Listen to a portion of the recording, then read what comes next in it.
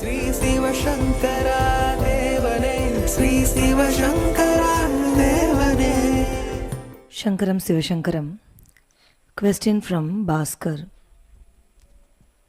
Do mantras, shlokas, Devaram, Tiruvasagam, etc. help in achieving the love for God, or do they tell about God's glory? ஓசை ஓசை ஒலியலாம் ஆனாய் நீயே அப்படின்னு சொல்லுது தேவாரம். இந்த உலகத்தில் இருக்கிற எல்லா சவுண்டு எல்லாமே கடவுள் தான் அப்படின்னு அதுக்கு அர்த்தம்.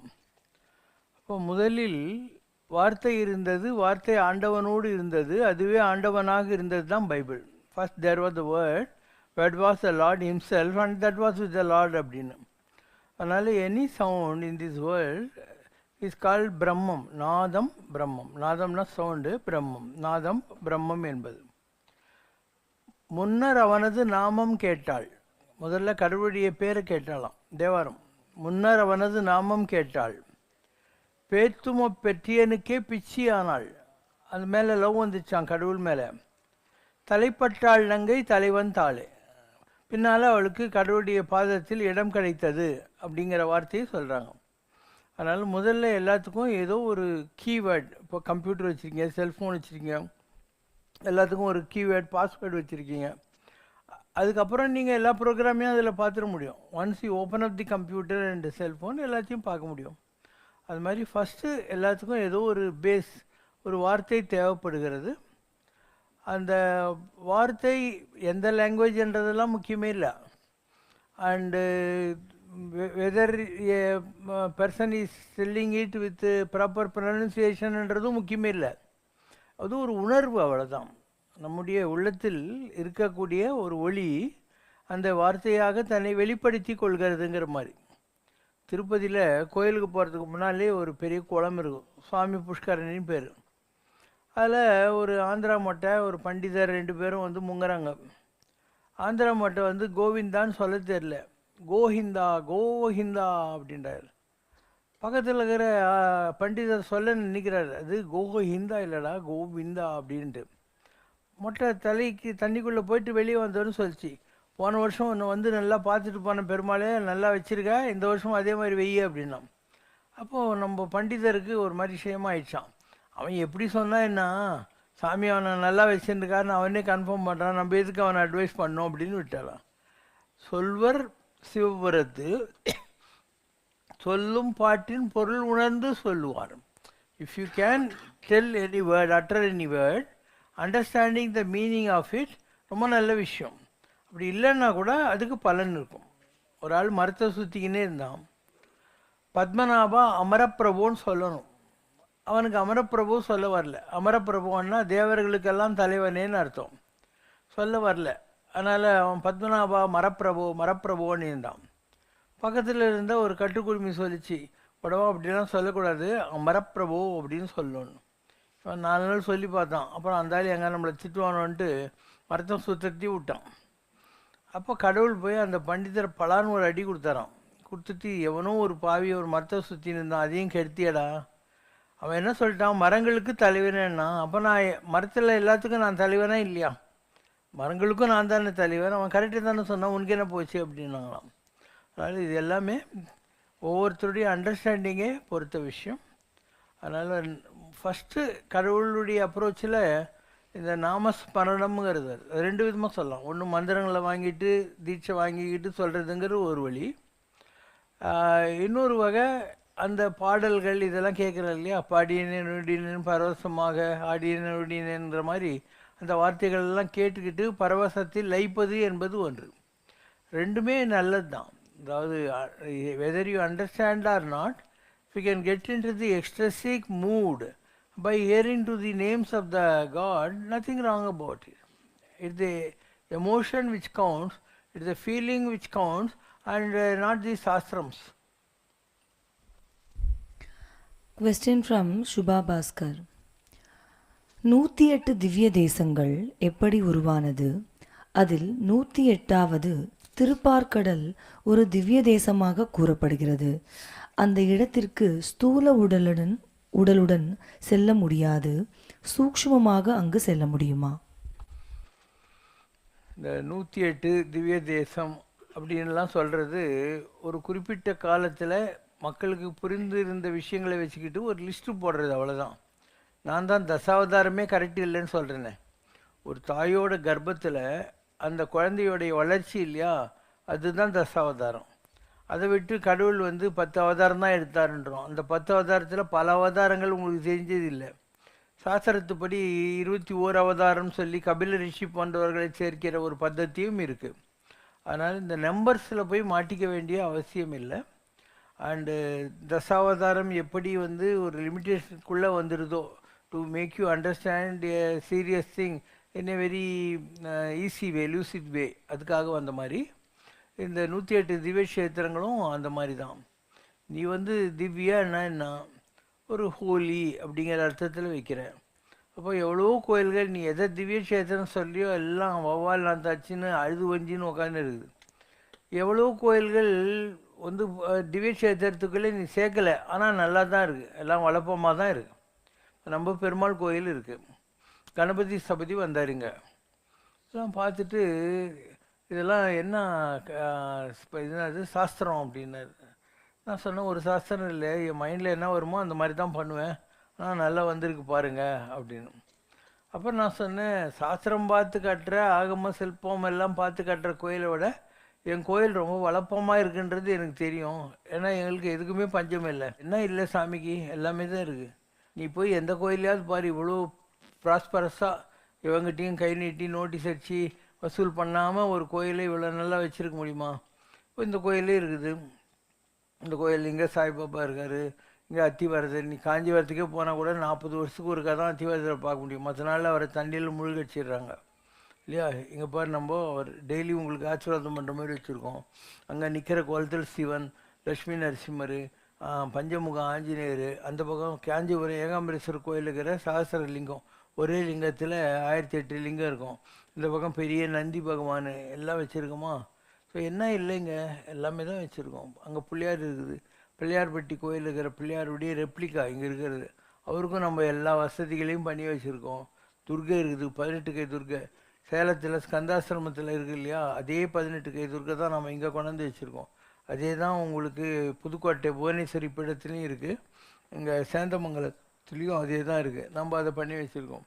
அதனால் எதுக்குமே பஞ்சம் இல்லாத. இப்போ நீ மயிலாப்பூரில் போய் துணிப்பார், சாய்பாபா கோயிலில் நல்லாவே இருக்காது. ஷிரடி கோயிலில் போய் துணி பாரு, இப்படி இடிச்சுக்கிட்டு போயிட்டு ஒரு தொக்கு மாதிரி வச்சுருப்பானுங்க.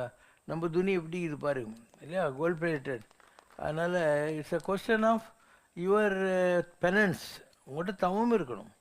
உங்கள்கிட்ட பவர் இல்லாமல் இதெல்லாம் பண்ணிட முடியாது. டெஃபினட்டாக பவர் இல்லாமல் இதெல்லாம் ஒரு 1.5 குடிசை கூட போட முடியாது. அதனால் யூ ஷுட் ஹவ் பவர். செவ்வாய் ரொம்ப உச்சமாக இருந்தால் தான் வெள்ளம் வாங்கிறது, பில்டிங் கட்டுறது இதெல்லாம் பண்ண முடியும். குரு உச்சமாக இருந்தால் தான் கோயிலெலாம் கட்ட முடியும். அதனால் என்ன, இப்போ என் ஜாதகத்தில் 10ல் குரு சுக்கிரன். குருன்றது தேவகுரு, சுக்கிரன்றது அசுரகுரு. என்னுடைய ஜீவன பாகம் 10வது வீட்டில் 2 குருவும் போட்டி போட்டுன்னு உட்காந்துருக்காங்க. எதுக்காக? எந்த ஒரு தர்ம காரியம் பண்ணணுன்னாலையும் 2 குருவுடைய ஆசீர்வாதம் இருந்தால் தான் பண்ண முடியும். சுக்கிரன் இருந்தாவது நமக்கு 2 பேரும் உட்காந்துருக்காங்க. அதனால் நான் இது பண்ணணும்னு ஒரு கோயில் சம்மந்தப்பட்ட விஷயத்தை நினச்சிட்டேன்னா அதெல்லாம் பழிச்சிடும். ஒரு காலகட்டத்தில் இந்த வல்லக்கோட்டை கோயில் ஒன்றுமே இல்லாமல் இருந்துச்சு. நான் அங்கே போன போது சொன்னேன், இன்னும் 3 மாதத்தில் இது கும்பாபிஷேகம் நடக்கும் அப்படின்னேன். எல்லாம் சிரித்தாங்க. இப்போ ஒன்றுமே நடக்கலைங்க, அதுக்குள்ளே எப்படி கும்பாபிஷேகம் நீங்கள் பாருங்கன்னு. ரத்தனகிரியில் போனாங்க, அவர் ஒரு பிள்ளையார் சிலையை கொடுத்தாரு, அதை கொண்டாந்து வச்சாங்க. வேலை கிடுகிடுன்னு ஆச்சு. நான் சொன்ன மாதிரி 3 மாதத்தில் வல்லக்கோட்டை கோயிலை கட்டி முடிச்சிட்டாங்க. அதே மாதிரி நான் எந்த கோயிலுக்கு போய் அந்த கோயிலை ஒரு ரவுண்டு சுற்றிட்டு வந்தால் ஒரு கும்பாபிஷேகம் பண்ண போகிற அந்த கோயிலுக்கு வந்துடும். நீ வந்து யாகம் வச்சு ஐரை வச்சு மந்திரம் ஓதி கடஸ்தாபனம் பண்ணி கலச தண்ணி கொண்டு போய் சாமி மேலே ஊற்றணும்லாம் ஒன்றுமே கிடையாது. நான் சும்மா ஒரு பிரதர்ஷனம் பண்ணால் போகிறோம், அந்த கோயில் விளங்கிடும். எத்தனையோ கோயில்கள் தமிழ்நாட்டில், இப்போ திருவண்ணாமலையே எடுத்துக்கோம், அது வந்து 24 வருஷம் கும்பாபிஷேகம் ஆகாமல் இருந்துச்சு. நான் திருவண்ணாமலையில் நிறைய நாள் வந்து அங்கேயே தான் இருப்பேன், கோயிலே தான் உட்காந்தே இருப்பேன். அப்படி இருந்து இன்றைக்கி பாரு 5 லட்சம் பேர் 10 லட்சம் பேருக்கு போகிறாங்க. அமாவாசை கூட 5 லட்சம் பேருக்கு போயின்னுக்கிறாங்க. கோயிலில் வந்து இன்றைக்கி டிக்கெட்டு வாங்கின்னு போகணும், இல்லை யாருக்காவது 500 ரூபா மொய் எழுதிட்டு போகணும், அந்த அளவுக்கு ஒரு கோயில் வந்து 24 வருஷம் கும்பாபிஷேகம் இல்லாமல் இருந்த ஒரு கோயில். அது எப்படி வளமாக திடீர்னு வருது இல்லையா, இப்படி எல்லாத்துக்கும் காரணம் இருக்கும். நான் திருவண்ணாமலை கோயிலில் எப்போ பாரு உட்காந்தே இருப்பேன். இதுதான் சிவன்னா அதுக்கு முன்னால் ஒரு 2 கதவு இருக்கும் இல்லையா, அந்த கதவு கிட்ட ஒட்டி உட்காந்தே இருப்பேன். ஆடி மாதத்தில் ஜனங்க பொதுவாக வரமாட்டாங்க கோயில்களுக்கெல்லாம். டெய்லி அங்கே 7,000 ரூபா 10,000 ரூபா 15,000 ரூபாய் யாரோ கட்டி பெரிய பெரிய யாகம் நடத்தி ருத்ராபிஷேகம்லாம் பண்ணுவாங்க சாமி. அப்போ அங்கே ஒரு ஐயர் இருப்பார், தியாகராஜ குருக்கள்னு பேர், சிவாச்சாரியார். அவர் எங்கிட்ட வந்து சொல்லுவார், சார் அண்ணாமலையாருக்கு உங்கள் மேலே ரொம்ப பிரியம் சார், இல்லைனா என் லைஃப்பில் இந்த மாதிரி ஆடி மாதத்தில் டெய்லி இவ்வளோ பெரிய விமர்சனங்கள் இதெல்லாம் நடந்து நான் பார்த்ததே இல்லை சார். நான் 48 நாள் வெறும் ஒரு கிளாஸ் பசும்பால் குடிச்சிட்டு கோயிலில் உட்காந்துருந்தேன். எனக்கு சிவ தரிசனம் கிடைக்கணும் அப்படிங்கிறதுக்காக உட்காந்துருந்தேன். மனசுக்குள்ளேயே திட்டுவேன் நான், ஏயா நான் எல்லாத்தையும் விட்டு இங்கே வந்து உட்காந்துருக்கேன், அவன் தரிசனம் தந்தான்னு கேட்டேன், நான் என்ன காரு பங்களா வீடு வாசல் பணமாக கேட்டேன் உங்கள்கிட்டன்ட்டு. நான் மனசுக்குள்ளே தான் திட்டுறேன். குருக்கள் ஓடி வருவார். அப்போ ராமநாத் சிவாச்சாரியார் ரொம்ப வயசானவர் இருந்தார், 80-85 வயசு. வருவார், சார் நீங்கள் திட்டலாம் சார், சிவனை நீங்கள் திட்டத்துக்கு உங்களுக்கு உரிமை இருக்குது சார். அவருக்கு என்ன தெரியும், திட்டத்துக்கு நல்ல உரிமை இருக்குது சார் உங்களுக்கு. நீங்கள் சுந்தரமூர்த்தி நாயனார் இருந்தபோது கடவுளை பைத்தியக்காரன் திட்டினால் தானே, பித்தா பிறை சூடின்னு சொல்லி திட்டலாம் சார். இது மாதிரி எனக்கும் அண்ணாமலையாருக்கும் அப்படி ஒரு ரிலேஷன்ஷிப் இருக்கும். நான் என்ன நினைக்கிறேனோ அதுக்கு அங்கேருந்து சூடாக பதில் வரும், நான் சூடாக பதில் சொல்லுவேன். இது மாதிரி எவ்வளோ அனுபவங்கள். ஒரு தடவை நான் இங்கேருந்து நிறைய பேரை கூப்பிட்டுனா அப்போல்லாம் வந்து மலை சுத்தத்துக்கு போவோம். அங்கே இப்படி அண்ணாமலையாரை சுற்றிட்டு வந்து இப்போல்லாம் இருக்கிற மாதிரி இல்லை, அந்த காலம் வேறு மாதிரி இருக்கும். வந்துட்டு இந்த நடராஜர் சந்நிதிக்கு எதிரில் இருக்கிற இந்த இதில் சாஞ்சி உக்காந்து இருக்கேன். அந்த 108 ஆழ்வார்கள் இது நாயன்மார்கள்லாம் இருப்பாங்க அந்த இடத்துல. அப்போது ஒரு கோமணம் கட்டிக்கிட்டு ஒரு வெள்ளைக்கார மாதிரி தலையில் இப்படிலாம் வச்சுக்கிட்டு கையில் ஒரு வேல் வச்சுக்கிட்டு அப்படியே சுற்றிட்டு வர்றான். அவன் என்கிட்ட வந்த உடனே நான் அவனை வந்து என் மடியில் உட்கார வச்சுக்கிட்டு அவன் நாக்கில் மந்திரம் எழுதுறேன்.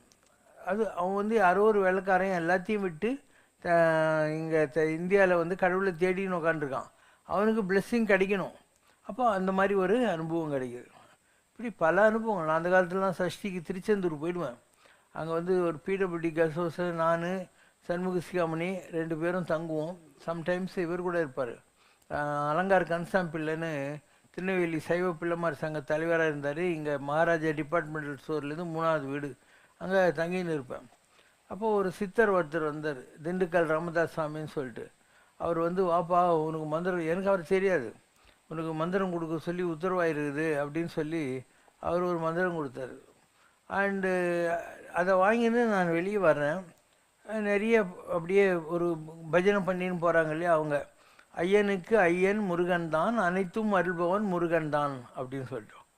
அண்ணா நகரில் ஒரு டாக்டர் இருந்தார், அவருக்கு ஒரு பையன், அவன் வந்து சரியாக படிக்க மாட்டேன்றான், ஒரே பையன் அவருக்கு. அப்போ என்கிட்ட கூட்டின்னு வந்தாங்க, நான் சரின்ட்டேன். அவன் ரொம்ப நல்லா ஆகிட்டான், ரொம்ப நல்லா படிக்க ஆரம்பிச்சிட்டான். அதுக்கப்புறம் டெய்லி மண்ணடி 55 மலையப்பன் சீட்டில் என்கிட்ட தான் வந்து உட்காந்துக்கினே இருப்பான். அவங்களுக்கு பயம் ஆயிடுச்சு, இவன் எங்கே சாமியார் ஆகி போகிறான்னு சொல்லிட்டு அவனுக்கு துட்டு கொடுத்து நீ சினிமாவுக்கு போ அப்படின்வாங்க. அவன் என்கிட்ட வந்து உட்காந்து எங்கள் அப்பா துட்டு கொடுத்து சினிமாவுக்கு தான் போக சொன்னார். என் ஃப்ரெண்டுக்கிட்ட கதை கேட்டேன், இங்கே வந்துட்டேன். இப்போ எங்கள் அப்பா கேட்டாங்க அந்த கதையை சொல்லிடுவேன் அப்படின்னா அந்த மாதிரி. ஸோ அந்த பையனை நான் எப்படி நல்லா பண்ணேன், நேராக திருச்செந்தூர் கூட்டின்னு போனேன். நான் சொன்னேன், இப்போ வரிசையாக மொட்டை போட்ட குழந்தைங்க வருவாங்க, ஆளுக்கு நீ ஒவ்வொரு வாழைப்பழம் கொடுத்துன்னு வாங்கினேன். 27 குழந்தைங்க வந்தாங்க. 27 பேருக்கு 27 வாழைப்பழம் கொடுத்தானா அதுக்கப்புறம் தான் நான் சொன்ன மாறுதலெல்லாம் வந்துச்சு, நல்லாகி போயிட்டான். நான் எத்தனையோ விஷயங்களே அனுபவித்திருக்கிறேன் வாழ்க்கையில். கடவுள்னு ஒருத்தர் இருக்கான், எல்லா கோயில்லையும் ஏதோ ஒரு எனர்ஜி இருக்குது. நம்மக்கிட்ட அந்த அந்த எனர்ஜியை உள்வாங்கி அதை சாதிக்கிறதுக்குள்ள பவர் நம்மக்கிட்ட இருக்கணும். அப்படின்னு தான் எல்லாத்தையும் சாதிக்கலாம் உலகத்தில். எல்லா கோயில்லையும் அந்த மாதிரி இருக்குது. நான் சொன்ன உதாரணங்கள்லாம் பார்த்துனே வாங்க, எல்லா கோயில்லையும் ஏதோ ஒரு ஆற்றல் கொஞ்சம் மறைஞ்சிருக்கு. யாராவது ஒரு மகான் ஒரு உயர்ந்த நிலை, ஏன்னா நாங்கள்லாம் வந்து நடமாடும் கோயில்கள். நீ காயத்தையும் கல்லையும் கட்டி நடுவர் இல்லையா, அது படமாடும் கோயில். நாங்கள் வந்து பார்க்கிற கேட்கிற நுகர்கிற முகர்கிற கை வீசி கால் வீசி நடக்கிற ஒரு ஆர்கானிக் சப்ஸ்டன்ஸ், ஒரு உயிர் துடிப்புள்ள ஆற்றலை நாங்கள் வைத்திருக்கிறோம். அதனால் எங்கள் பவர் ஜாஸ்தி. ஒரு கோயிலில் இருக்கிற சிலைகளை விடவும் மரப்பாச்சி பொம்மைங்களை விடவும் இன்னொன்றத்தை விடவும் நாங்கள் வச்சுருக்கிறது ரொம்ப ஜாஸ்தி. அதனால் நாங்கள் சும்மா எங்கள் மூச்சு காற்றிலேயே அந்த எனர்ஜி ஓடிக்கிட்டே இருக்குது. சுவாச நிஸ்வாசம்னு சொல்லுவாங்க, அதனுடைய போக்கில் போயிட்டே இருக்கும். இப்போ இந்த இடம் இவ்வளோ நல்லா இருக்குது, இவ்வளோ பீஸ்ஃபுல்லாக இருக்குது. இதுக்கெல்லாம் என்ன காரணம்? நம்ம சும்மா போயிட்டு வர்றோம், நம்ம மூச்சு காற்று இதில் கலக்குது இல்லையா, அதனால தான் இவ்வளோ நல்லா இருக்குது. நீ வெளியே போய் பாரு, கோயிலெலாம் ஒவ்வால் நாற்று அச்சின்னுட்டு ஒரே அழுது ஒஞ்சின்னு இருக்கும் நிறைய கோயில். கோயில் மூலஸ்தானத்துக்கிட்ட போனியானாவே அப்படியே அந்த கோமுகத்துலேருந்து வர்ற தண்ணியெல்லாம் அழுக்காக இருக்கும். யாருமே அது கழுவி கூட விட்டுருக்க மாட்டான், ஒரே நாற்று அடிச்சுன்னு இருக்கும். அதை கூட நம்ம பக்தினெல்லாம் நம்ம எடுத்து குடிச்சின்னு உட்காந்துன்னு இருக்கோம். சாமியை பார்க்கவே விட மாட்டானுங்க. எண்ணெய் தேய்ச்சிட்டு அது மேலே சீக்கா தண்ணியை கொட்டிட்டு சாமி மேலே இருக்கிற துண்டு எடுத்து இப்படி ஒத்தி எடுத்துட்டு அதுக்கு மேலே அலங்காரம்லாம் பண்ணி விட்டுடுவானுங்க. ஸோ நிறைய கோயில்களில் சுத்தமே இருக்காது. இப்போது இங்கே திருவல்லிதாயம்னு இருக்குது, இதில் அம்பத்தூர் பார்வையில் லூகாஸ் டிவேஸுக்கு எதிர் சந்தில் ரோனி இண்டஸ்ட்ரீஸ் இல்லையா, அங்கே வள்ளலார் போகிறாரு. அது பெரிய கோயில், அது லவகுசர்கள் ராமர்லாம் வந்து கும்பிட்ட கோயில் தான். அது பழமையான கோயில், குரு பகவான் இருக்கிற இடம் அது. அங்கே போய் பார்க்குறாரு, அழுக்கு துண்டை கட்டி நிற்கிறார் சிவபெருமான். அப்போ வள்ளல் ராமாரெடிகளார் சொல்கிறார், நைந்த கந்தைக்கும் கதியற்றீரோ ஐயாங்கிறார். கிழிஞ்ச துணி கூட கதி இல்லாமல் உட்காந்துருக்கியா சிவபெருமானே அப்படிங்கிற வார்த்தையை சொல்கிறார். ஸோ இப்படி, ஆனால் அந்த கோயிலில் ஏதோ ஒரு எனர்ஜி இருக்குது. நான் அண்ணா நகரில் இருந்த காலத்தில் போனாக்கா ஒரு சின்ன மண்டபம் மாதிரி இருக்கும். அந்த ஏரியாவில் ஒரு 10-12 பேர் வந்து உட்காந்துக்கிட்டு கொஞ்ச நேரம் தேவாரம் படிப்பாங்க. அதுக்கப்புறம் அவங்க சொல்கிற தேவாரத்துக்கு ஒரு விளக்கம் வர மாதிரி ஒரு 2 மினிட்ஸ் சொல்லுவாங்க. அந்த மாதிரிலாம் அந்த காலத்தே இருந்துச்சு. ஏன்னா அந்த கோயில் ஏதோ ஒரு பவர் இருக்குங்கிறதுனால. எத்தனையோ கோயில்கள், நிறைய இந்த மாதிரி அதிசயங்களையும் நான் அனுபவித்திருக்கிறேன். ஒரு தடவை நான் வந்து 48 நாள் விரதம் இருந்தேன்னு சொன்னேன் இல்லையா. ஒரு நாளைக்கு 1 கிளாஸ் பசும்பால் குடிப்பேன், கோயிலே தான் உட்காந்துருப்பேன். திருப்பியும் மத்தியானம் 12 கோயில் சாத்தினா ராம் சரத்குமார் சாமிக்கிட்ட போய் உட்காந்துருப்பேன். 4 மணிக்கு ஒரு கிரிவலம் வந்துட்டு டெய்லி மலை சுற்றுவேன். சில நாளில் 2 தடவை கூட சுற்றிருக்கேன். திருப்பியும் கோயிலில் போய் உட்காந்துவேன். அவன் அந்த பள்ளி அரை சேவை முடிய வரைக்கும் கோயிலில் இருப்பேன். அப்புறம் சிவகாசி நாடார் மென்ஷன் ஒன்று இருக்குது அங்கே. அந்த இதில் மொட்டை மாடலாம் 5 ரூபா கொடுத்தா ஒரு பாய்தலகனி கொடுப்பாங்க, அங்கே படுத்துக்குன்னு இருப்பேன். இப்படியெல்லாம் நம்ம இருந்திருக்கோம். அங்கே பலவிதமான அனுபவங்கள்லாம் கிடைக்கும். இப்போது யாரோ அந்த பிள்ளையார் கோயிலுக்கு முன்னாடி உட்காந்து யாகம் பண்ணுறாங்க. நான் அப்போ போகிறேன். Ram Sarathkumar Sami, is my son Ganesha, this temple belongs to ஹிம்னார். இது பிள்ளையார் கோயில் இல்லையா, அதனால் என்னை காட்டி இவன் தான் கணேஷா, இது வந்து இந்த கோயில் belongs to Pillaiyar, but this whole temple belongs to me அப்படின்னு அவர் சொன்ன. அதே மாதிரி ஒரு கார்த்திகை தீபத்தன்னைக்கு நிறைய லட்சக்கணக்கில் கூட்டம் இருக்கு இல்லையா, என்னை கொண்டு போய் அந்த கோயில் வாசலில் உட்கார வச்சுட்டு up to evening you should sit here and bless every ஒன்னார். இங்கே உட்காந்துட்டு உள்ளே போகிற எல்லார் மேலேயும் உங்கள் கண் பார்வை படணும்னு என்ன அங்கே உட்கார வச்சார். இன்னொரு தடவை ஒரு 48 டேஸ் விரதம் இருந்துக்குன்னு இல்லை, அப்போ 48வது நாள் அவர் வந்தார். வந்துட்டு என்னை கூப்பிட்டுட்டு பார்வதியும் சிவனையும் 3 பிரதட்சணம் வந்துட்டு வர்றாரு. வந்த உடனே ஆகாசில் எல்லாம் கரண்ட் போயிடுது. ஒரு ஜோதி மாதிரி காட்டுறாரு. Don't father about this light, see that light அப்படின்றார். உடனே அது ஒரு ஆள் 27 தேங்காவை அங்கே உடைக்கிறான் பட்டுன்னு. அதெல்லாம் ஆன உடனே அந்த அவர் ஒரு லேடி வர்றான். வந்துட்டு, சாமி ரசம் சாதம் கொண்டாந்துக்கிறேன் சாப்பிட்றியா அப்படின்னா அவர் திருவோட்டில் வாங்கிக்கிறார். இன்னொரு ஆள் வரோம், சாமி ஸ்வீட்டு காரம் கொண்டாந்துக்கிறேன்ட்டு.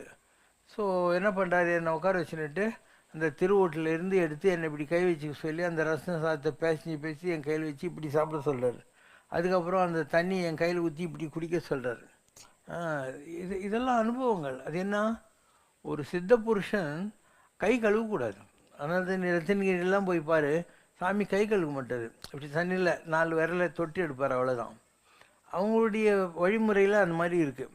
அதனால் கை கழுவக்கூடாது. அப்போ ராம் சரத்குமார் சாமி கையை கழுவிட்டாருன்னா அவர்கிட்ட இருந்த பவரை நமக்கு கொடுக்க சொல்கிறார். அதுக்கு நான் 48 நாள் டெய்லி மலை சுற்றி பசும்பால் குடிச்சிட்டு அந்த இடத்துல விரதம் இருக்கிறதா ஒரு இது இருக்குது, கோர்வை இருக்குது. இப்படி பல அதிசயங்களை என் வாழ்க்கையில் நான் சந்தித்தவன். கல்யாண தீர்த்தம்னு ஒரு இடம் இருக்குது திருநெல்வேலி, பாபநாசம், அம்பாசமுத்திரம், விக்ரமசிங்கபுரம், பாபநாசம். அதுக்கு மேலே நடந்து போனோம் ஒரு 4 மைல் காட்டுக்குள்ளோம். அங்கே ஒரு சுற்றிலும் தண்ணி கொட்டிக்கினே இருக்கும். படியேறி போனோம். கீழே வந்து ஒரு அகஸ்தியர் கோயில், ஒரு முருகர் கோயில் இருக்கும். படியேறி மேலே போனியானாக்கா அந்த கிருஷ்ணனி அம்மா இருந்த ஒரு குகை இருக்கும். அதையும் தாண்டி மேலே போனியானா ஒரு 4 கல் நட்டு ஒரு மண்டபம் மாதிரி இருக்கும். அங்கே ஒரு சிவலிங்கம் மாதிரி இருக்கும். நான் அங்கே போய் படுத்துக்கிறேன் நைட்டில். நான் காட்டிலெல்லாம் நடப்பேன், எனக்கு ஒன்றும் பயமே கிடையாது. படுத்துக்கிறேன். மனசுக்குள்ளே நினைக்கிறேன், என்ன ஒரு விளக்கேற்றது கூட முடியல. இந்த கிராமத்துலலாம் பஞ்சாயத்து போர்டில் 4 பக்கம் கண்ணாடி போட்டு ஒரு விளக்கு இருக்கும். அதுக்குள்ளே விளக்கு அணையாமல் இருக்கும் இல்லையா, அந்த மாதிரி இருந்தால் நல்லா இருக்கணும். ஒரு ஃபியூ ஹவர்ஸ் ஆகிருக்கும். நான் அப்படியே படுத்துன்னே இருக்கேன். யாரோ வந்து என் மூஞ்சி மேலே டார்ச் அடிக்கிறாங்க. சாமி நந்திரி, ஏதோ விளக்கு கேட்டிங்களாம், நாங்கள் 7 மைல் நடந்து வரதுக்கு லேட் ஆகிடுச்சு, இந்தாங்க பொறுத்துங்க அப்படின்னு அவனே திரி கொண்டு வந்திருக்கான், அவனே நெய் கொண்டு வந்திருக்கான், அவனே விளக்கு கொண்டு வந்திருக்கான். என் கையால் ஏற்றி வைக்க சொல்கிறான். ஏற்றிட்டு நான் படுத்துட்டேன். மறுநாள் காற்று பார்த்தா அங்கே விளக்கு இருக்குது, அவங்க இல்லை. அப்போ அகஸ்தியர் இருக்கிற இடத்துலேருந்து அந்த விளக்கு நம்ம நினைச்சதுக்கு அந்த இடத்துக்கு வந்துருக்கு. இப்படி எத்தனை அனுபவங்களை சொல்கிறது. வள்ளிமலையில் நான் போவோம் அடிக்கடி. வள்ளிமலையில் ஒரு சின்ன குகை மாதிரி இருக்கும், அங்கே உட்காந்து தியானம் பண்ணே இருப்பேன். நான் எப்போல்லாம் தியானம் பண்ணணும், ஒரு புளி என் பக்கத்தில் வந்து உட்காந்துக்கும். நான் கண்ணை திறந்துட்டா அது அப்படியே ஸ்லோ மோஷனில் போய் குகைக்கு வெளியே உட்காந்துக்கும். இப்படி பார்த்துருக்கேன். மகேந்திரகிரி மலைகள்லாம் போனாக்கா அங்கே வந்து பாம்பு நெஞ்சு மேலே, நான் தியானம் பண்ணிகிட்டு இருக்கிற போது ஒரு பாம்பு வந்து நெஞ்சு மேலே உட்காரும், அப்படியே தவழ்ந்து போயிடும். அப்புறம் ஒரு கிளை மூஞ்சி, உடம்பு பூரா பாம்பு மாதிரி, அதுதான் ராகுன்னு சொல்கிறது. அந்த இடத்துல இருக்குது, ராகு தீர்த்தம்னே அதுக்கு பேர். ஸோ அதெல்லாம் பார்த்துருக்குறேன் நான். எத்தனையோ அதிசயங்கள் எல்லாம் பார்த்துருக்குறேன். காட்டில் கொஞ்சம் நெஞ்சம் இல்லை, மகேந்திரகிரிலையும் சரி, தாய்ப்பாதம் நம்பிமலையும் சரி, நிறைய பார்த்துருக்கோம். அங்கே 2 பெரிய பாம்பு இருக்குது. ஸோ நான் நம்பிமலை பெருமாள் கோயிலுக்கு வெளியே திண்ணியில் படுத்துன்னு இருப்பேன். அந்த பாம்பு வந்து இப்படி சுற்றிக்கிட்டு திண்ணி போனால் பெரிய பாம்பாக இருக்கும், இப்படி சுற்றிக்கிட்டு போகும். சாஸ்திரத்தில் மலைவாகனம்னு புக்கெல்லாம் இருக்குது, நம்ம லைப்ரரியில் கொடுத்து வச்சுருக்கேன் நான். அப்போ எந்தெந்த இடத்துல எந்தெந்த சித்தர்கள் இருக்காங்க, அங்கே என்ன அதிசயமெல்லாம் இருக்குது அப்படின்லாம் இருக்குது. அந்த இடங்கள்ல அந்த மாதிரிலாம் சித்தர்கள் தான் அவங்கெல்லாம் இருக்காங்க. அந்த காலத்தில் நான் நம்பிமலைக்கு போகிற போது, மலை நம்பி கோயில் நான் சொல்கிறது, கீழகர் நம்பி கோயிலில் அந்த ஜன்னல் இல்லையா, அது வழியாக நான் குச்சிடுவோம். உள்ளே குச்சிட்டு பெருமாளுக்கு மூலஸ்தானத்திலே நானும் பெருமாளும் படுத்துன்னு இருப்போம். ஒரு வைகுண்ட ஏகாதசி அன்னைக்கு நானும் அவரும் படுத்துன்னு இருப்போம். அப்போ அங்கே இருக்கிற ஐயங்கார் என்ன பண்ணுவார், காலையில் 11 மணிக்கு சைக்கிளில் மெதுவாக வருவார். வந்துட்டு சாமிக்கு பூஜைலாம் பண்ணிவிட்டு ஏதோ இது பண்ணுவார், தளிகை பண்ணுவார் இல்லையா, அதே எனக்கு கொஞ்சம் கொடுத்துருவார். நான் அங்கே தங்கிறதுனால எனக்கு கொஞ்சம் கொடுத்துருவார். ஒரு கட்டாங்காப்பி மாதிரி போட்டுட்டு ஒரு கிளாஸ் கொடுத்துருவார். இந்த மாதிரிலாம் அங்கேயே தங்கியிருக்கேன் நான் பெருமாள் கூட. அதே மாதிரி மேலே போய் தங்கியிருக்கேன். அங்கே தட்சகன் கொடைன்னு ஒரு இடம் இருக்குது. 1000 ஒரு கல்லுலேயே ஒரு ஆதிசேஷன் இருக்கிற மாதிரி இருக்கு, அந்த தட்சகன் கொடைன்னு பேர். இன்னொரு குகை இருக்குது, அங்கே பறக்கிற பாம்பெல்லாம் பார்த்துருக்குறோம். அண்டு இன்னும் மேலே போனேன்னாக்கா பசுபதி தீர்த்தம், ராம தீர்த்தம், சீதா தீர்த்தம், இந்த மாதிரிலாம் தீர்த்தங்க இருக்குது. அங்கே அவங்க தான் குளிக்கணும், நம்மளாம் குளிக்கக்கூடாது. நம்ம மிஞ்சி போனாக்கா அந்த தண்ணி எடுத்து தலையில் தெளிச்சிக்கலாம், இல்லை ஏதாவது பாத்திரம் இருந்தாக்கா எடுத்து வெளியே தலைமையில் ஊற்றிக்கலாம். இன்னும் காட்டுக்குள்ளே போனேன்னாக்கா அங்கே ஜோதி புல்லுன்றது. எப்படி நீங்கள் ரோட்டில் போனீங்கன்னாக்கா அந்த ஃப்ளோரசன்ட் லைட் மாதிரி தெரியும் இல்லையா, அது மாதிரி புல்லில் அங்கே தெரியும், லைட் இருக்கிற மாதிரி தெரியும். அணையா விளக்குன்னு ஒன்று இருக்குது. ஒரு விளக்கு யார் ஏற்றுறாங்கன்னு தெரியாது, அங்கே எரிஞ்சிக்கிட்டே இருக்கும். அந்த இடத்துல போனேன்னாக்கா அந்த சேரன் மாதேவி, அந்த ரோட்டில் போகிற பஸ்ஸு லாரி எல்லாமே உனக்கு தெரியும். அந்த அளவுக்கு அது உயரமான ஒரு இடம். மகேந்திரகிரியில் அப்படி தான். முதல்ல நீ போனேனாக்கா அங்கே பல தீர்த்த கட்டங்கள் இருக்கும், கந்தர் தீர்த்தம், அந்த மாதிரி பல தீர்த்தங்கள்லாம் இருக்கும். அதை தாண்டி போனேனாக்கா இந்த சுப்பிரமணியர் பாதம்னு ஒரு இடம் இருக்கும். ஒரு கல் மேலே முருகர் பாதம் பதிச்சு இந்த உலகத்தில் என்ன நல்லது நடக்கலாம் உபதேசம் கொடுத்தார் இல்லையா, அந்த இடம்னு சொல்லுவாங்க. அங்கேருந்து மேலே போனேனாக்கா நான் சொன்ன ராகு தீர்த்தம். அதுக்கும் மேலே நீ போனேனாக்கா பஞ்சவடின்னு ஒரு இடம் இருக்குது. ராமரும் சீதையும் வனவாசம் இருந்த இடம். அங்கே 5 குழியிலேருந்து இந்த உலகம் அழிகிற நேரத்தில் அமிர்தம் பொங்கி வரும்னு சொல்லுவாங்க. அதுக்கும் மேலே நீ காட்டுக்குள்ளே போகணும். நான் போயிருக்கிறேன். போனால் அந்த தும்பா ஸ்பேஸ் ரிசர்ச்காரங்களது அப்சர்வேட்டரி அந்த சைடில் இருக்குது. அப்புறம் ஒரு அம்மன் கோயில் ஒன்று இருக்குது அந்த காட்டுக்குள்ளே. பஞ்சபாண்டவர்கள் இருந்த இடம் சொல்லி ஒரு 5 மண்ணில் காட்டின ஒரு குடிசை மாதிரி ஒரு இடம் இருக்கும். அதே மாதிரி ஹனுமார் கோட்டைன்னு ஒரு இடங்குது. ஹனுமார் கோட்டைன்ற இடம்னாக்கா இப்படி உயரமாக இருக்கும். அதெல்லாம் ஆஞ்சநேயர் மேலே தவம் பண்ணுறாரு. அந்த இடம் பூரா எல்லாம் குரங்குலாம் இருக்கும், பெரிய மைதானமாக இருக்கும், தண்ணி ஓடிக்கினே இருக்கும். இப்படி விதவிதமான அனுபவங்களை நான் பார்த்தேன். இதெல்லாம் நான் தானே எனக்கே டவுட்டு. ஏன்னா அவ்வளோ போயிருக்கேன். ஒரு காலத்தில் ஒரு 5 வருஷ காலம் போகாத இடம் கிடையாது. எல்லா இடம் போய் அலையிறது, பார்க்கறது, விதவிதமான அனுபவங்கள் வர்றது எல்லாத்தையும் பார்த்துட்டு தான் நம்ம அதுக்கப்புறம் மெட்ராஸ்க்கு 88 தான் வந்தேன் நான். 84 to 88 இதெல்லாம் விட்டுட்டு போயிட்டு நான் திரும்பி வர்ற ஐடியாவே எனக்கு கிடையாது. ஏதோ விட்ட குறை தொட்ட குறை இருக்கும், அதனால நம்ம அங்கே போகிற மாதிரி வந்துச்சு. இங்கே நல்ல குருந்தப்ப சாமின்னு ஒருத்தர் இருந்தார். இங்கே கபாலீஸ்வரர் கோயிலுக்கு பேக் சைடு விநாயகர் நகர்ன்னு இருக்குதாங்க. அவர்கிட்ட ஒரு ஓலை மீனாட்சி கணபதி நாடின்னு இருந்துச்சு. நான் அங்கே போன போது அவர் தான் சொன்னார், இந்த இடத்துக்கெல்லாம் நீ போகணும், உன்னுடைய பழைய தவமெல்லாம் இந்த இடங்கள்ல இருக்குது, அதுக்கு உன்னை கூட்டின்னு போகிறதுக்காக கிருஷ்ணவேணி அம்மான்னு ஒருத்தர் இருப்பாங்க, இல்லை லாட சங்கிலி சீங்கூடல் பொன்னையா சாமின்னு ஒருத்தர் தன்னை சுள்ளிமலை சோம்பேறின்னு சொல்லுவார். அவர் சிந்தலச்சேரி போடி நாயக்கன் விட்டுக்கிறாரு. இங்கே 2 பேரில் யாருக்கிட்டையாவது வழி கேட்டுக்கிட்டு நீ காட்டுக்குள்ளே போகணும். நீ போனாக்கா யானைங்கெல்லாம் உனக்கு வழி விடும். ஒரு மரத்தினுடைய விழுதுகளை பிடிச்சிக்கிட்டு கோகுள்ளே போக வேண்டியிருக்கும். இப்படி பல விஷயங்களெல்லாம் அதில் வந்துச்சு. இப்படி போ, அப்படி பண்ணு, இது பண்ணுன்ட்டு எல்லா விதமான கைடன்ஸும் வந்துச்சு. நான் இங்கே சேலம் ஸ்கந்தாசிரமத்தில் போய் அங்கே இருந்த சாமியார் இருந்தார் இல்லையா, சாந்தானந்த சாமி, அவர் தான் விஸ்வாமித்திரர். இங்கே மயிலாப்பூரில் இருந்தார் இல்லையா குருஜி சுந்தரராமன், அவர் தான் வசிஷ்டர். கிருஷ்ணவேணி அம்மா தான் ராமாயண காலத்தில் சபரி. அதுக்கப்புறம் இந்த பொன்னையா சாமின்னு ஒருத்தர் இருந்தார் இல்லையா, அவர் ராமாயண காலத்தில் ராமனை. ஸோ எல்லோரும் உலகத்தில் வர்றாங்க, ஆனால் ஒவ்வொரு காலத்தில் வேறு வேறு பேரில் இருப்பாங்க. ஸோ அந்த காட்டுக்கெல்லாம் அப்படி தான் நம்ம போனோம். மகேந்திரகிரிக்கும் போனோம், எல்லா காட்டுக்கும் போனோம். ஸ்ரீசைலத்தில் கபாலிகன் ஆதிசங்கரை வெட்டுறதுக்கு வந்தான் இல்லையா, அந்த இடத்துக்கெல்லாம் போயிருக்கோம். நம்ம கைலாசம் சொல்லவே தேவையில்லை, 11 தரிசனம் பண்ணியிருக்கோம். நம்ம சபரிமலை ஒரு 65 தரிசனம் பண்ணியிருக்கோம். பத்ரிகேதார்லாம் 40 தடைக்கு மேலே தரிசனம் பண்ணியிருக்கோம். ஸோ ஒன்றும் பாக்கி இல்லை. அதனால தான் எங்கே போகிறது எங்கே வர்றது, யாருன்னா ஏதாவது கோயிலுக்கு கூப்பிட்டா கூட எனக்கு மூடி இல்லை. நான் பார்க்காத கோயில் எங்கே இருக்குது, எத்தனை தடவை பார்த்துருக்கோம் நான் எல்லா கோயில்லையும். அது ஒரு படிநிலை. ஒரு காலத்தில் அதிலெல்லாம் இன்ட்ரெஸ்ட்டு அலைஞ்சோம், எல்லாம் செஞ்சோம். இப்போ இதுலேயும் இன்ட்ரெஸ்ட்டு. கண்ணு முன்னு உட்காந்தாவே நமக்கு எல்லாமே சூட் ஆகுது. பின்ன எதுக்கு அங்கெல்லாம் போய் அலைஞ்சின்னு உட்காந்துக்கணும். நம்ம இடமே ரொம்ப நல்லா இருக்குது. நீ எங்கே போனாலும் சரி, இந்த இடம் ரொம்ப நல்ல இடம், நீ 4 இடத்துக்கு போயிட்டு வா, அப்போ தான் உனக்கு இந்த இடத்தோட மகிமை தெரியும். நீ போய் சுற்றிட்டு வா, அப்போ தான் இந்த இடம் இவ்வளோ நல்ல இடம், இவ்வளோ எனர்ஜெட்டிக்காக இருக்குன்றது உனக்கு புரிய ஆரம்பிக்கும். கேள்வி. 4000 திவ்ய பிரபந்தம், திருவாய்மொழி, 10 பாட்டு இவையெல்லாம் தனித்தனியானவையா அல்லது அனைத்தும் ஒன்றுதானா?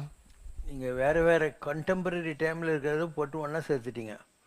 ஆழ்வார்கள் 12 பேர், அவங்க பாடிய பாடல்கள் 4000. அந்த 4000 பாடல்களுடைய தொகுப்பு தான் திவ்யன்னா ஹோலி, பிரபந்தம்னா கடவுளை பற்றி சொல்லுகிற, இல்லை ஒரு வார்த்தைகளால் கட்டப்பட்ட மாலைன்னு அர்த்தம் பிரபந்தம்ன்றதுக்கு. இது 4000 பிரபந்தம். தேவாரம் அப்படின்றது 63 நாயன்மார்கள் இருக்காங்க இல்லையா, அவங்களுடைய வாழ்க்கை வரலாறு அதை பற்றி எல்லாம் எழுதப்பட்டது. சேக்கிழார் எழுதுந்து இருக்கிறது பெரிய புராணம்னு பேர். தேவாரம் என்பது சுந்தரர், மாணிக்கவாசகர், அப்புறம் ஞானசம்பந்தர், அப்பர், இந்த 4 பேர் பாடினது. இதுதான் அதனுடைய இது வர்றது. இன்னொன்று என்ன சொன்னேன், திருவாய்மொழிங்கிறது ஆண்டாள் பாடினது. ஆண்டாள் போல ஆழ்வார்கள் அதிகளால் பாடப்பட்ட திருவாய்மொழின்னா அந்த வாயினால் சொல்லப்படுகிற அழகிய மொழி அப்படின்னு அர்த்தம். இது வேறு. அதனால் ஒவ்வொன்றுத்துக்கும் ஒரு டைம் இருக்குது. இப்போது முதல்ல வந்ததெல்லாம் அகநானூறு, புறநானூறு, 10 இதெல்லாம் வந்துச்சு. அதுக்கப்புறம் 17 கீழ்கணக்குன்னு 18 வகையான நூல்கள்லாம் வந்துச்சு. அதுக்கப்புறம் சேவக சிந்தாமணி, வளையாபதி, குண்டலகேசி, சிலப்பதிகாரம் இதெல்லாம் வந்துச்சு. அதுக்கப்புறம் வந்தது தான் தேவாரம், அதுக்கப்புறம் திருவாசகம், அதுக்கப்புறம் வந்தது இது பெரிய புராணமும் 4000 பிரபந்தம் என்று சொல்லக்கூடிய விஷயங்களும். அதையெல்லாம் தாண்டி பிற்காலத்தில் வந்தது தான் திருவருட்பா, வள்ளல் பெருமானார் சொன்ன திருவருட்பா. அதுக்கப்புறம் பாரதி. ஸோ ரொம்ப கஷ்டமாக இருந்த காலத்தை விட்டு ஜனங்களுக்கு புரிகிற மாதிரியான விஷயங்களை சொன்னது வள்ளலாரும் பாரதியும் தான். ஒன்றும் புரியாத பாஷையே இருக்காது வள்ளலாரதுலேயும் சரி. தமிழை 19ஆம் நூற்றாண்டில் ஒரு கலவுக்கியெல்லாம் மாற்றினது இந்த புண்ணியந்தான். இவங்க 2 பேர் இது தான். அந்த காலத்துலாம் வணக்கம்னு சொல்ல மாட்டாங்க, உபய குசோலபரி அப்படின்வான். தமிழ் அது அந்த காலத்தில் கலப்பிரர்களோட தமிழர்களோட கலப்பில் வந்த பாஷை அது. அதனால் யாருக்கும் அதெல்லாம் அந்த காலத்துக்கு புரியாது. அதை ரொம்ப சாதாரணமாக ஒருமையுடன் எனது திருவடி நினைக்கின்ற உத்தமதம் உறவு வேண்டும், இல்லை புரியாதது ஏதாவது இருக்கா, இதெல்லாம் வள்ளலார். அதே மாதிரி தேவாரம், திருவாசகம் ரொம்ப எளிமையாக தான் இருக்கும். பச்சை மாமலை போல் மேனி, பவளவாய், கமலச்செங்கண், அச்சுதா அமரரேரே, ஆயர்தம் கொழுந்து என்னும் இச்சுவித விரையான் போய் இந்திரலோகமாலும் அச்சுவிரன் வேண்டேன் அரங்கமான அருள். இல்லை புரியாதது என்ன இருக்குது, ஒரு பசுமையான மலை போல மேண்டியை கொண்டிருக்க அச்சுதா, தேவர்களுக்கு தலைவனே, இந்த மாதிரிலாம் சொல்லுகிற விஷயங்கள். இப்படி எல்லாமே அப்படி தான். ஆழ்வாராதிகளும் சரி, எதுவும் சரி, ஆண்டாள்லாம் கூட புரியாமல் இருக்கிறதுக்கு ஒன்றுமே கிடையாது. மானிடர்க்கென்று பேச்சுப்படின் வாழகில்லேன் கண்டாயம்மானா என்றா, இதில் என்ன புரியாது. ஒரு மனுஷனை கட்டிக்கிட்டு இந்த உலகத்தில் குடும்பம் நடத்துறதுல எனக்கு இஷ்டம் இல்லை பெருமாளே அப்படின்னு அர்த்தம் அதுக்கு. இது இவங்களது என்ன, தருதுயரம் தழாயலின் சரணல்லார் சரணில்லை.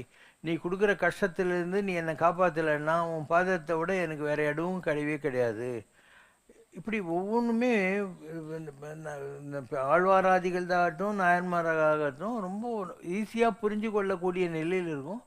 இந்த பிடிஎஸ் எல்லாரும் இந்த ஃப்ரெஞ்சு சான்ஸ்கிரிட்டு இந்த லாங்குவேஜுக்கெல்லாம் போயிட்டதுனால தமிழ் யாரும் படிக்க மாட்டேன்றாங்க. இன்றைக்கி தமிழ்நாட்டில் இருக்கிற பல பேருக்கு தமிழ் தெரியாது. Question from Govindan sir.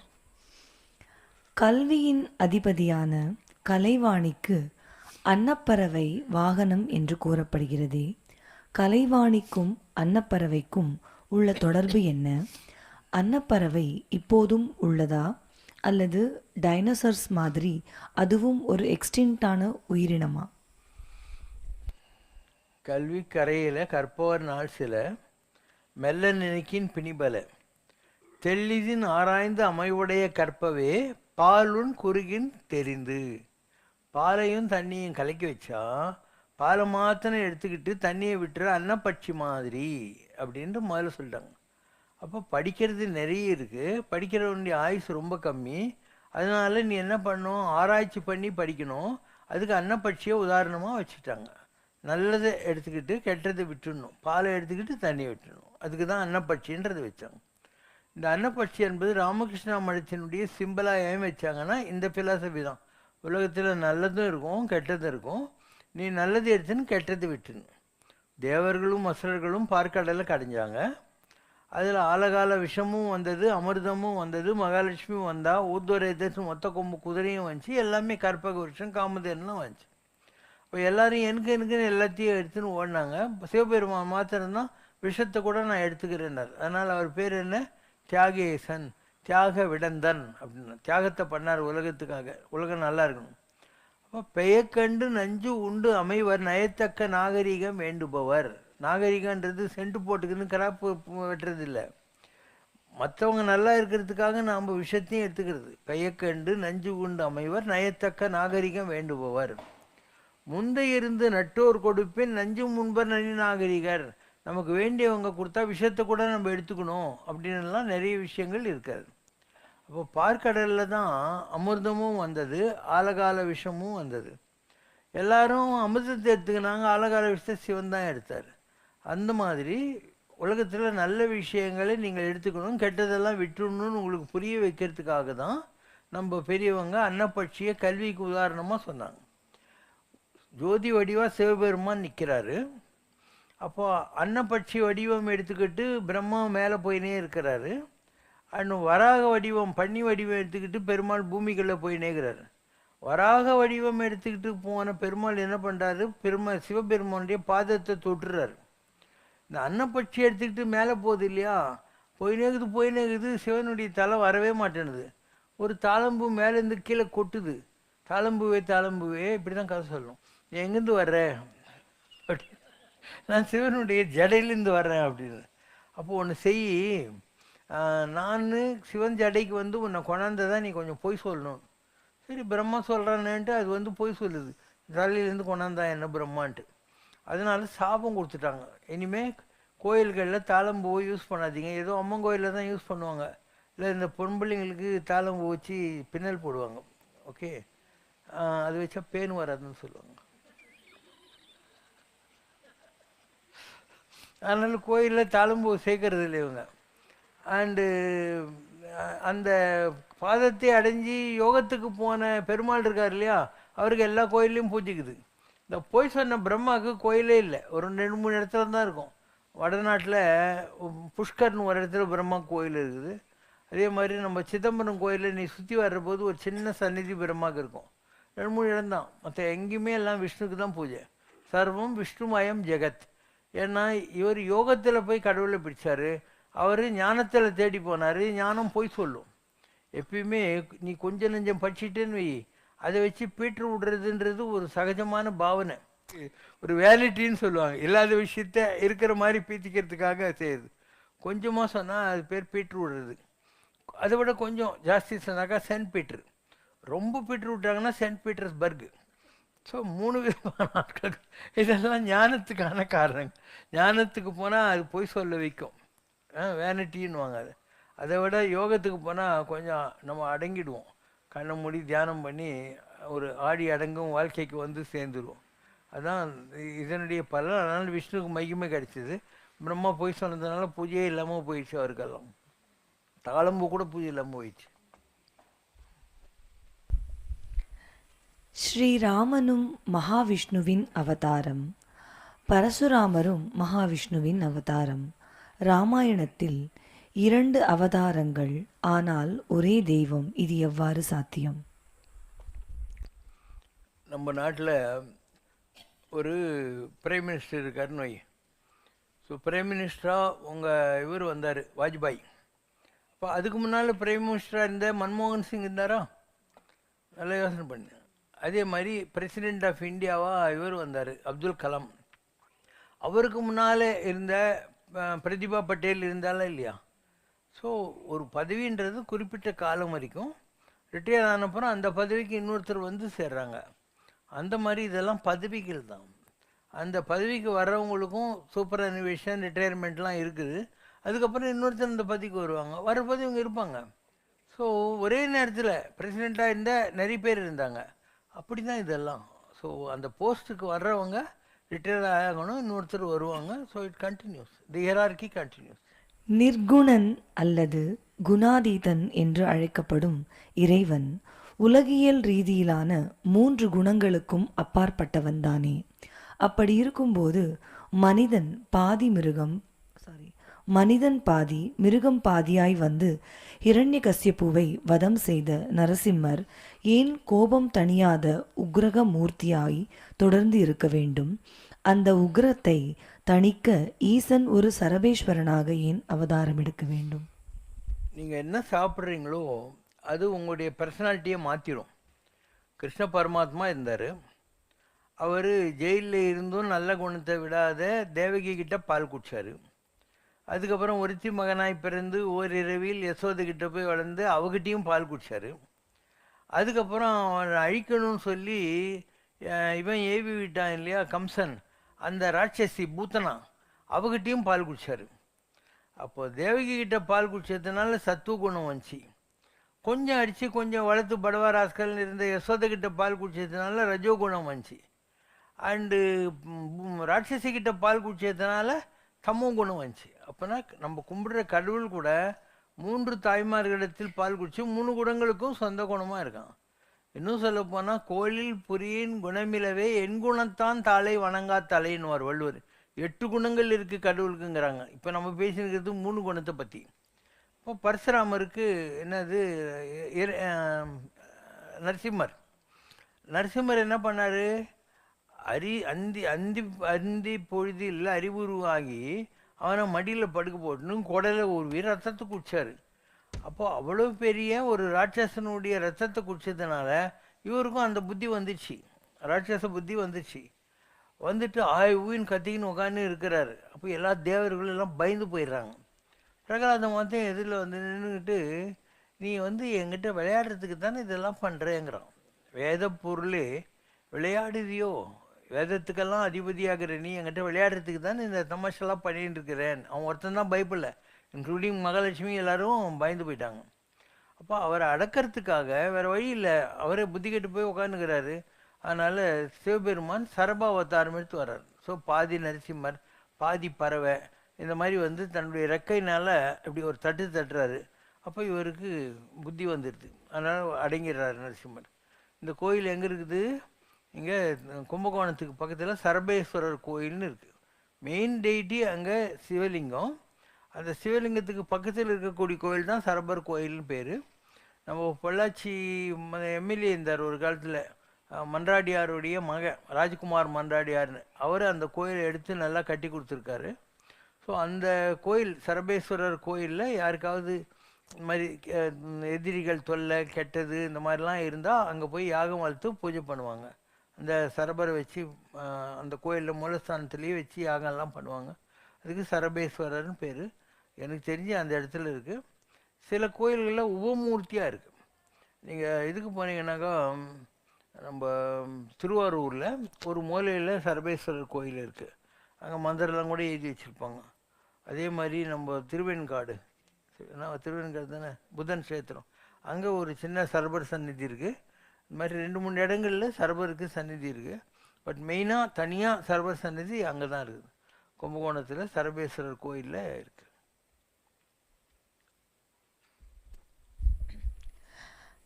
Ravanan இலங்கை போரில் தோற்கடிக்கப்படவில்லை.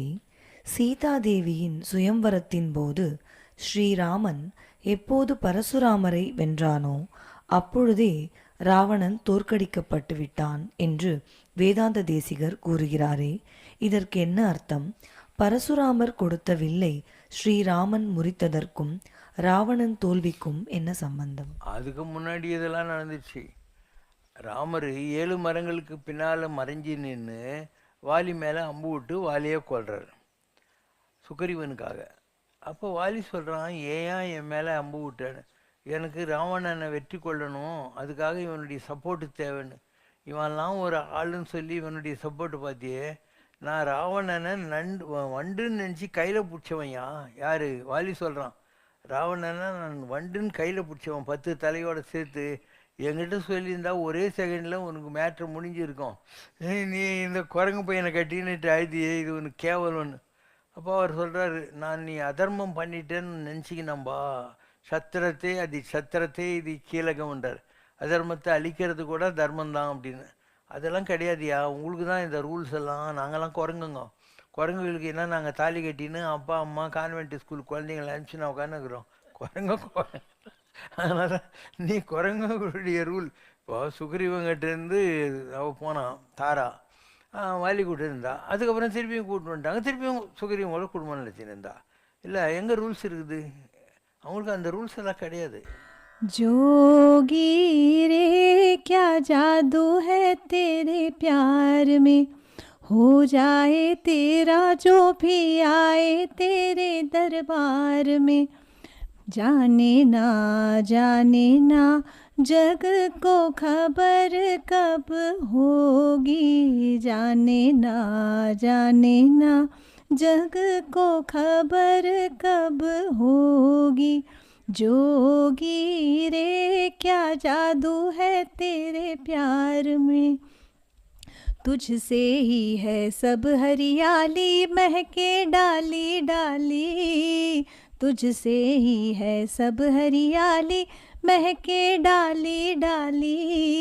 जो भी तुझको देखे जोगी छाए मुख पे लाली, हाँ जोगी रे क्या जादू है तेरे प्यार में। तेरा दर्शन पल पल मांगू और न मांगू कुछ भी, तेरा दर्शन पल पल मांगू और न मांगू कुछ भी। तेरी एक मुस्कान पे वारूं दौलत मान बढ़ाई, जोगी रे क्या जादू है तेरे प्यार में। तुमसे बांधी मेरे जोगी मैंने प्रीत की डोरी, तुमसे बांधी मेरे जोगी मैंने प्रीत की डोरी। तुमसे ही मैं तुमको मांगू भक्ति हो गई पूरी, जोगी रे क्या जादू है तेरे प्यार में। அம்மையோடு அப்பனென வந்தவர்க்கு மங்களம், ஆசானும் தெய்வமுமாயானவர்க்கு மங்களம். இத்தனை துயர்கள் எல்லாம் தீர்ப்பவர்க்கு மங்களம், ஈஸ்வராவதார சிவசங்கரர்க்கு மங்களம்.